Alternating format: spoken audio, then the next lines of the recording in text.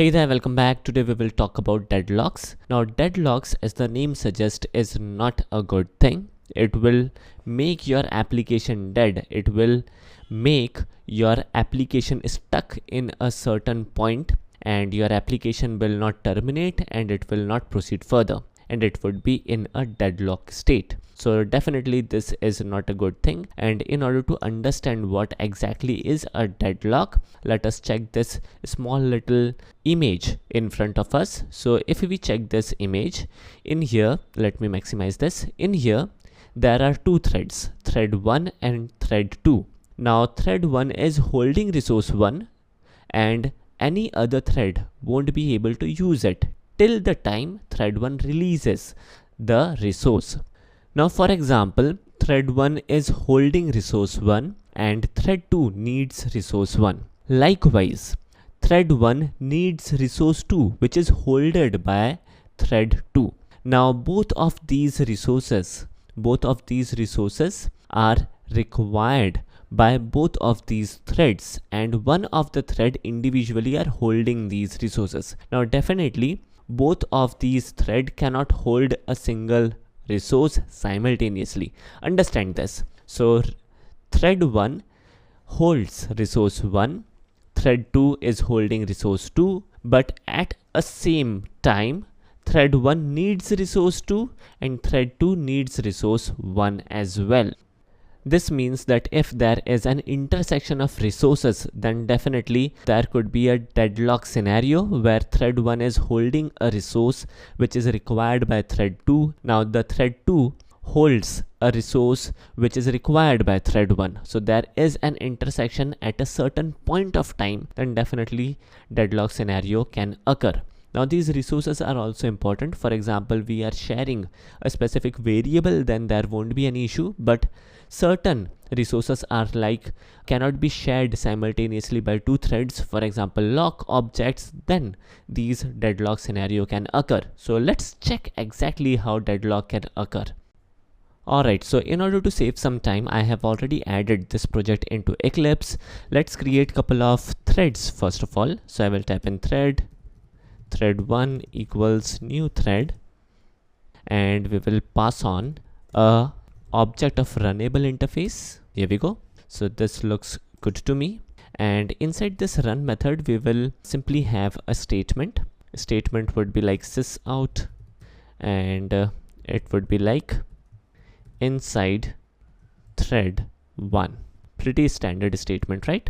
And we will copy this fragment of code real quick in order to save some time, and we will rename thread 1 to thread 2, and we will give the statement as inside thread 2. Then we will make use of join. So we will type in thread 1 dot join so that our main thread waits until the execution of thread 1 and thread 2 completes. We will type in thread 2 dot join now. Alright, so this looks good. We need to surround this with try catch block. Alright, let me cut this statement and paste it inside the try block, and finally outside the catch block the last statement in our program would be I am inside main method. Alright, so pretty standard stuff. Let me execute this program. Oops, we haven't started these threads, so that would be a simple output. Alright, so I am inside main method. Before that statement, before this specific statement, let us start these two threads. So I will type in thread 1 dot start and thread 2 dot start. Alright, so this looks good now, and this will say I am inside main method. Alright, so there is some kind of issue in here. This statement got executed first, and there is also a small little typo. So in here, let me fix that. It would be like inside main method, and we need to cut these two statements and place it before the join method call. Then these will work properly. Let me format this program a little as well, and now we should get a proper output. Here is the output. Alright, so now let's create two objects. Now these objects could be of any type because we will be making use of synchronized block, and as we know that inside a synchronized block we can make use of any type of object. So we will type in string lock1 equals, we will initialize this object with for example lock1 string, right? We will do the same. We will copy this statement and paste it once again. We will rename the variable name to lock2 and lock2 as the initialized value. Now friends, whenever we make use of a string variable, in fact this is an object because a string is a class. In here Java implements a string as a class. It's an class in here. Even in the description we can see the string class represents character strings, right? So that's a class, and we can definitely make use of lock1 and lock2 as a synchronized block lock. Alright, so now let's create a synchronized block. So I will type in synchronized, and here we go. The object which we will use is lock1, and we will copy this statement and paste it inside the synchronized block, and we will say inside thread1 on lock1. Alright, now inside this particular synchronized block we will again make use of a yet another synchronized block. Let me show you. So in here we will make use of a yet another synchronized block, and this would be based on lock2. Alright, and inside this particular inner synchronized block we will again paste one statement, and it would be like inside thread1 on lock2. Right, so pretty standard stuff. And what we will do is we will copy this part which is inside our run method, and we will paste it once again inside the run method of thread2, and we will make some slight changes, and it would be like inside thread2 on lock1, inside thread2 on lock2.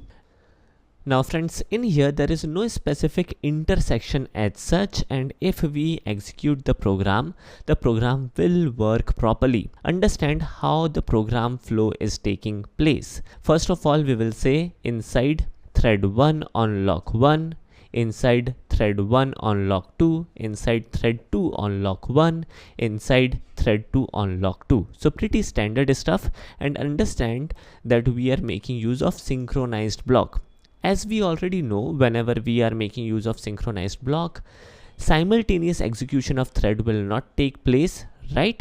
And as a result, firstly thread 1 completely got executed, and then thread 2 completely got executed. There is no intersection, and our program works perfectly, and our program gets terminated. We can able to see this message in here easily, and the stop button is also grayed out. The terminate button is also grayed out. So this means that our program is working perfectly. There isn't any issue.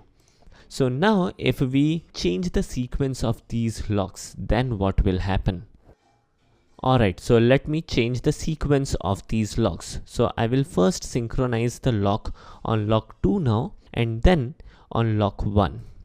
And I will certainly change the statement a little as well. So it would be like inside thread 2 on lock 2 and inside thread 2 on lock 1. So the messages symbolizes the lock sequence and the thread name as well. So everything looks perfect. And if I execute, then somehow we are able to see that our program haven't terminated. Moreover, not all the statements got executed on our console. Our program got stuck and it's in a deadlock scenario, and the terminate button is in the red color. We can terminate the program because the program is running, but the program is in a deadlock state.